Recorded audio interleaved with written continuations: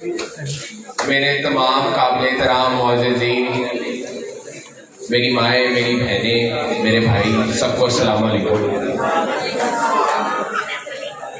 असल में आज जो इवेंट था, मैं तो आप सबके पास बोनस में आया हूँ। मेरी वालदा मोहतरमा ने आना था, लेकिन उनको शहर से बाहर जाना पड़ा। और आज ये कि गुजरे में आज से साल पहले 8-10 साल पहले बहुत बड़ा सानिया पेश आया था। तब मैं छोटा भी था, लेकिन मैंने अपने वालिदैन को अपने घर वालों से ज़्यादा दर्द देते हुए इस कम्युनिटी के लिए देखा था। और अल्लाह ताला आप सबको, हम सबको अपनी हिफाजत में रखे। मैं इंशाल्लाह मैं अपने वालिद मोहतरम और अपनी वालदा के नक्शे कदम पे चलते हुए पूरी ज़िंदगी जिस तरह मैं अपनी मुस्लिम कम्युनिटी का ख्याल रखता हूँ, और उसी तरह मैं इंशाल्लाह हमेशा शाना बेशाना अपनी इस कम्युनिटी के साथ भी पूरी ज़िंदगी खड़ा रहूँगा।